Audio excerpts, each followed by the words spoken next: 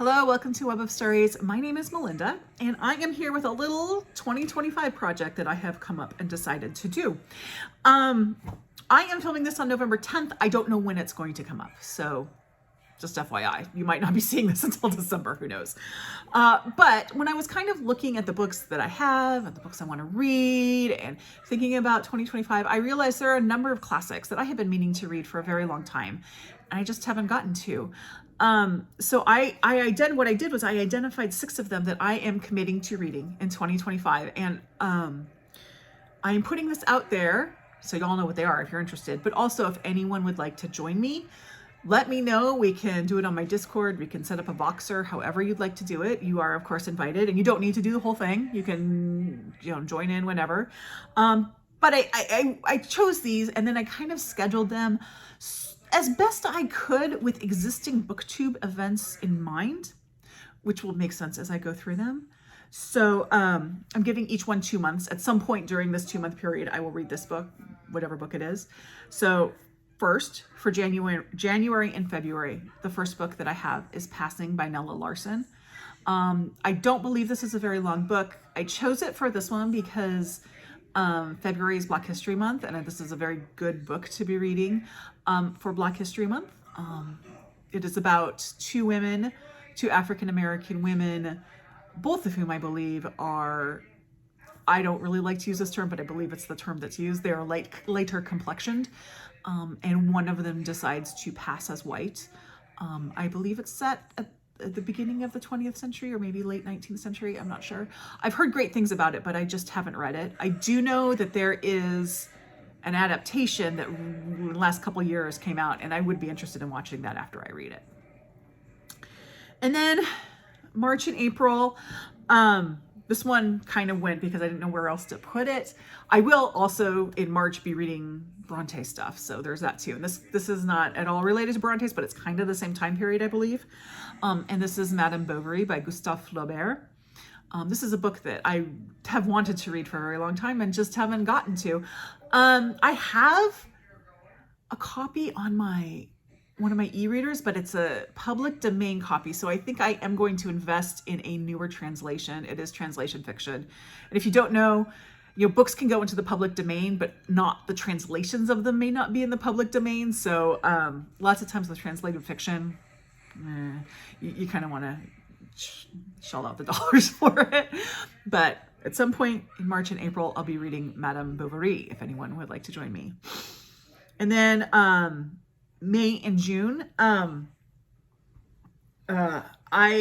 June is the beginning, end of May is when Big Book Summer comes. So the next 2 books are my 2 biggest. That's why I put them in the summer, because they're big and they go with Sue's Big Book Challenge, Big Book Summer Challenge. So in May and June, it is The Grapes of Wrath by John Steinbeck. I have been getting into John Steinbeck. I have loved everything I have read by him, and yet I have not read The Grapes of Wrath yet. So I will be reading that in May or June, probably June because of Big Book Summer. But there you go.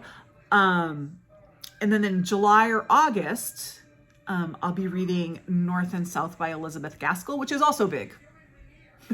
Which is also why I put it in the summer and not in October, because it would qualify for October, but it also is a big book. And I have something else for the October one. But yeah, so North and South, I thought I read, but that's a book by John Jakes that was turned into a miniseries. This is completely different. And from what I've heard about it, it sounds like a very interesting book.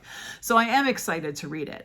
But I am going to use it for Big Book Summer. So if anyone would like to join me, that is what I will be reading in July or August.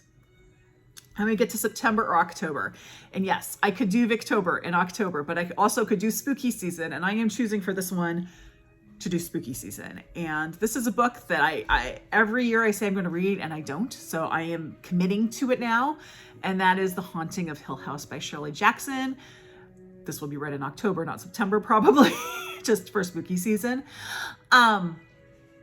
What better time of the year to read The Haunting of Hill House? Again, Shirley Jackson is a writer I've been reading more of. This year I read a short story collection of hers. I had previously read, I think last year I read We Have Always Lived in the Castle. I had previously read The Lottery. And now I'm ready for The Haunting at Hill House. And I think after that, we'll see if I want to go into some of her lesser known novels. But for 2025, we're going to go with the big gun on that one, and The Haunting of Hill House. And then for November and December, I am going to go with an author that Nicole at Noteworthy Fiction is apparently very clutching her pearls over the fact that I have not read this author yet, because it is one of her favorite authors, and that is Wilkie Collins. And I have down here The Moonstone. If people want to join me and more people want to do the Woman in White instead of The Moonstone, I'm happy to change it. But right now the plan is The Moonstone by Wilkie Collins for November and December. Because I do plan, I actually own both. So, you know, I think I'm going to start with The Moonstone. For some reason, I have it in my mind that people tend to prefer that one, which is why I'm starting with it. But as I said, if I'm wrong on that and a bunch of people want to do The Woman in White instead, we can do that. But yeah, so again, quick run through. If you would like to join me, please let me know. We'll kind of figure out how people want to do this. We can do a Discord, we can do a Voxer, we can do whatever. January, February, it is Passing by Nella Larson. March and April, it is Madame Bovary by Gustave Flaubert. May and June, but probably June, is The Grapes of Wrath by John Steinbeck. July and August is North and South by Elizabeth Gaskell. September and October, but probably October, is The Haunting of Hill House by Shirley Jackson.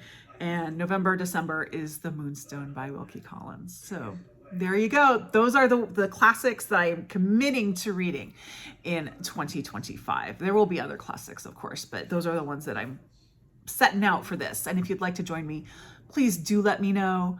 You can just comment on this post. You can contact me through any of the ways that are listed at the bottom of this and in the slide at the end of this video.